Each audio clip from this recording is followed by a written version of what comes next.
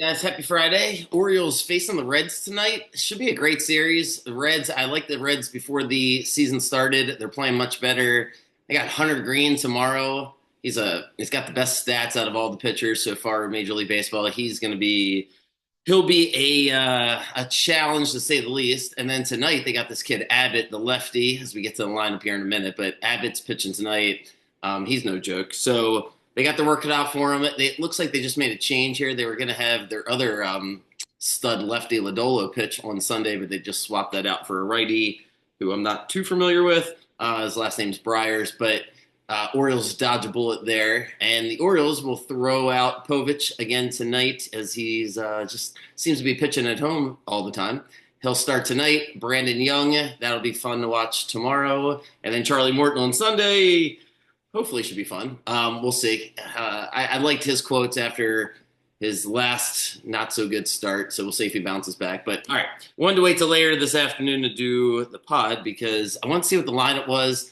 Obviously, the Orioles are, that's like the nonstop conversation here every day is what's the lineup going to be, especially when there's a lefty. The lineup sucks. There's just no way around it. It's annoying. It's stupid. And he try not to be negative before a game starts, but it's just Hyde just can't get out of his own way. The Orioles were finally feeling pretty good this morning, winning two in a row. Kjerstad hits another home run yesterday. Just fantastic. I love Kjerstad. And the Orioles just feeling better, right? O'Hearn's quotes after the game that made, the rounds. Just good feelings, good vibes. Finally win two in a row. And yeah, even though I like the Reds and they were playing better, it's certainly not facing the Dodgers this weekend. So what do the Orioles do? The lineup is just unbelievable. It really is. Adley's leading off and DHing. I guess he's just immune to having a day off. Because we have to play Sanchez apparently.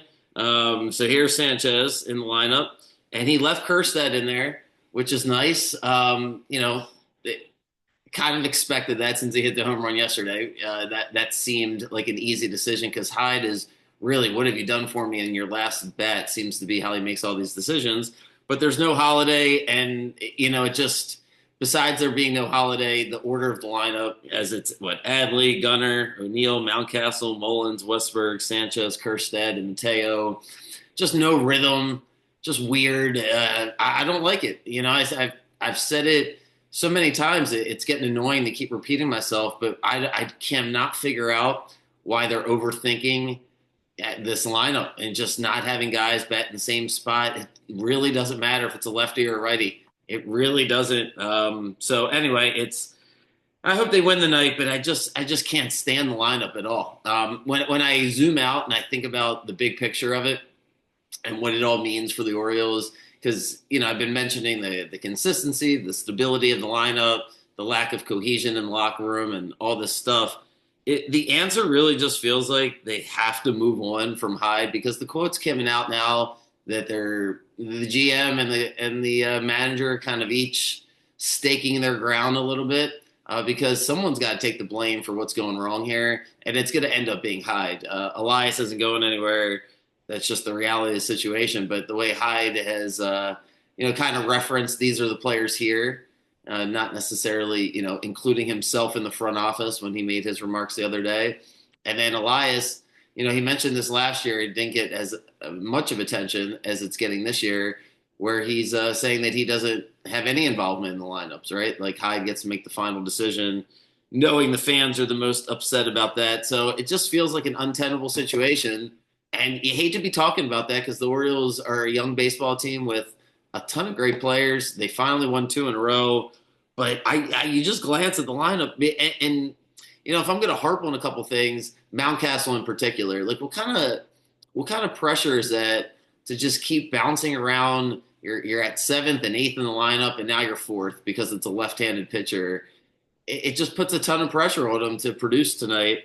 And then with Mateo, what is the best case scenario? That Mateo goes 4 for 5 tonight? If he goes 4 for 5, doesn't he have to play tomorrow? Like, what are you actually trying to establish? Because if guys don't have their position as role players and bench players, and it's constantly who's got the hot hand, you're just going to be an average team because baseball is not that sport, right? It's not the NBA where who's making their 3 pointers tonight and we'll kind of leave that guy in and just let it ride. Baseball is, yeah, I need my at bats, I need my reps. So it just like, what are you actually hoping for with Mateo? Like, where does he really fit in? Because you're giving him this many starts, hoping he gets going, only to what? Bench him if he gets going because he's not really playing that much. So his presence is just really. I like having him here, but if he's going to be the bench player, he's got to be treated as the bench player. He can't just get at bats every time there's a left-handed starter. It doesn't work that way. He should be coming off the bench to pinch run in every single game. There's always going to be an opportunity as long as the game's close where you would say to yourself, "Oh, it'd be good to put Mateo in there because he can play in the outfield if you need him for a couple innings, or he can play all three positions in the infield. I mean, I don't know about third, but he can at least play short and second. So you want him on the roster, period. But he really should only start once a week, maybe twice. But it seems like he gets a start every time there's a lefty, and you're leaving Arias out, and his at bat. If you're gonna give somebody some extra at bats right this second, it would be Arias. So I just really don't like it. Westberg bats in every single spot in the lineup, as if like as soon as he's not playing well, he just goes down, as if that's supposed to help him.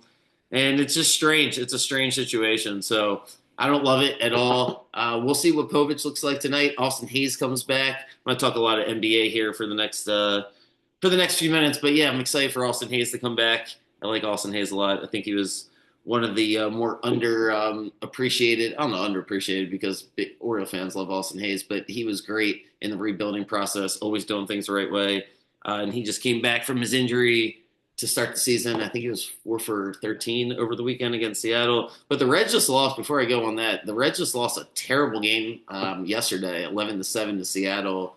They were winning 7-5 going into the ninth inning, so they blew that game at home. So their vibes are a little off. We'll see if Povich can keep them down, and we can squeak out a win tonight, and then Brandon Young tomorrow. All right, NBA. If you're betting the NBA, I got some strong opinions.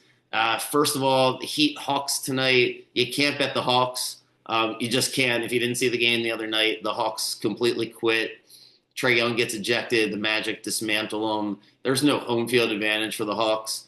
There's like 10 Hawks fans in the whole world. Like no one's really a Hawks fan. So there's no home field advantage tonight. That's why the Heat are favored. I like Miami. I'm not going to bet Miami because part of me feels like they'll get screwed out of this game by not having Jimmy Butler on the roster. And Trae Young maybe goes off. I don't know. I want to take Miami. It's more of a lean. And the way I'm going to give out these basketball bets is I expect myself to do way better than I did during the tournament. So unless I really like something, if it's a lean or I kind of like it, I'll just leave it alone. But when I really like something, put it out there. There'd be a bunch of games. So unless I really like it, so the Heat Hawks, I would stay away from the Hawks. But Trae Young in a one game scenario where the Heat really don't have a go-to scorer, can't really figure out that particular game. But I do like the Mavs tonight. I hit the Grizzlies the other night, and I feel the same way about this game that I did with the Grizzlies facing the Warriors, where I like this matchup for the Mavs. They're playing at Memphis. Unlike Atlanta, it is a home field advantage, but the vibes are way off in Memphis. They almost beat Golden State. They had them. They had a chance, and then Curry beat them at the end. Now they're going to play a completely different team. And Dallas would have a lot of trouble with a couple of teams here in the playoffs. But I really think it's a good matchup for them against the Thunder if they get through Memphis tonight.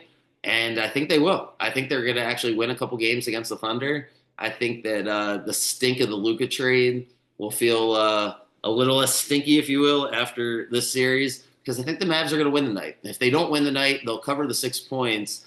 Too many points. And Dallas, they don't have Kyrie. Besides not having Kyrie, this is the kind of team they wanted to have with Anthony Davis and Lively and Gafford. They're big, they're long, and they're going to play really good defense against Memphis tonight. Being on the road probably helps Dallas since their fans are wishy-washy on them. And Memphis, Dallas basically had the easy game against Sacramento, and Memphis had to play their hearts out just to lose. Ja's got a bad ankle.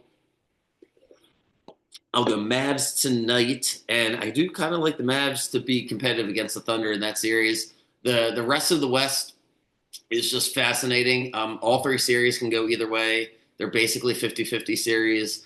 If you feel strongly about it, that's great, but you can see each team winning out of these next three series. Like the talent is fantastic on every single team, and the matchups are actually great. I really like these matchups. So starting with the Nuggets and the Clippers, I'm going to favor the Clippers. Probably go 6 games, and the Clippers get them because the Nuggets switched their coach and they have a better vibe here to end the season. Yeah, they didn't play any good teams to end the season though. The Rockets, they were halfway trying in that last game where the Nuggets blew them out. I think if you like the Nuggets a little bit prisoner of the moment, I love Jokic. Everyone loves Jokic. If you love basketball, you love Jokic. But if you had to pick one team that matches up the best with them, it would probably be Zubac and the Clippers.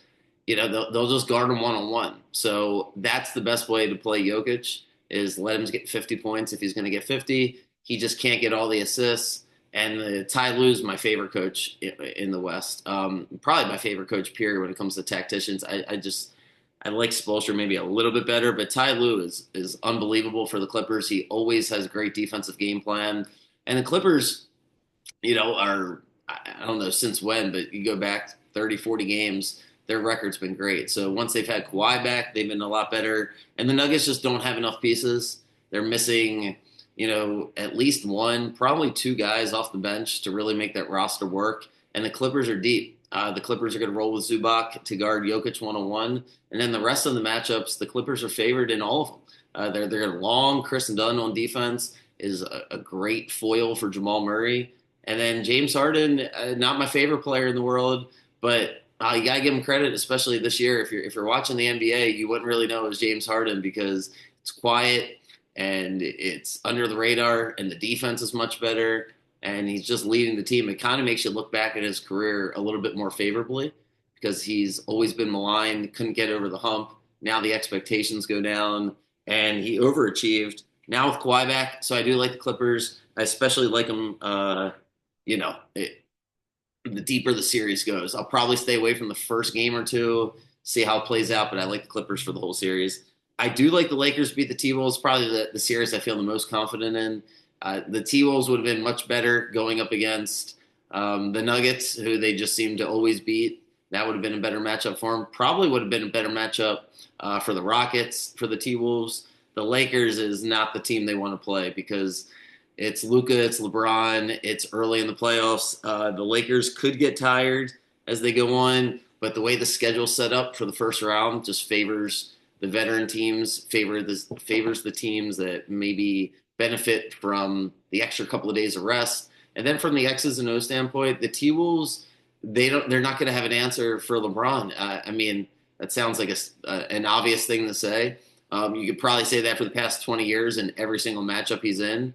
But it's just like the obvious thing where there's just nobody to guard him, especially on this T-Wolves roster. If they want to put Julius Randle on him, that's going to be a nightmare. He'll end up in foul trouble, and they need Randle to score. And what the T-Wolves have is length. They're long on the perimeter. Naz Reid is one of their bench guys. They could put him in there to start LeBron against LeBron. But again, they count on Reid and Randle to get buckets for him. So if you're asking them to guard LeBron, that's a problem. Gobert doesn't really fit in this series because the Lakers will play a lot of 5 out, and then he's got to guard Rui, and that's not a good matchup for him at all. And Austin Reeves is really good. The Lakers they're my pick to win the West, so I think they win this series. I think Anthony Edwards needs a little bit more seasoning as a passer and a playmaker. His scoring is fantastic. His one-on-one's fantastic. But J.J. Redick's done a great job all year long defensively. The Lakers overachieved defensively. And they got the Vanderbilt guy who's really an athletic specimen, who's the perfect foil to guard, the Shea and Harden, and in this case, Anthony Edwards, so LeBron doesn't have to do it. I like the Lakers. I like the Rockets to beat the Warriors in the other series. This one's you don't want to miss a minute of this series because the Rockets play basketball in the best possible way. They get the most out of their talent. They're the sum of all their parts. Individually, each guy has got their own skill set, but they built really the best roster you can build without having a star player. Who's their best player is like a different question each night. It's probably Şengün, the big guy, but they have so many different ways they can beat you, but they do it defensively.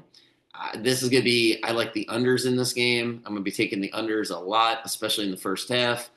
I'm going to favor the Rockets because I just thought the Warriors had to use every ounce of energy to beat Memphis the other night. And if that's the case, then the Rockets eventually beat them. Whether or not it goes 6, 7 games, probably is the case. But by the end of the series, I just don't think the Rockets, I don't think the Warriors have enough guys to match up with the Rockets. Specifically, sometimes you don't want to overthink the evidence right in front of you. And it wasn't too long ago, 2 weeks ago. It's like Steph's worst game of his life was against the Rockets in a game that both teams really wanted to win, and the Rockets just shut down the Warriors to beat them on the road. It's a Sunday night. Um, it just felt like, man, that was a sign right there. The Warriors do not want to face this team. I bet you the Warriors blow them out at least once because the Rockets aren't the best shooting team in the world. Maybe they get cold one night. Maybe one of these earlier games, the Warriors get a blowout, makes you think that they can, do that again. But ultimately, as the series wears on, I will take the Rockets, and I got the Lakers to beat the Rockets, and the Clippers probably to fall just short to the Thunder.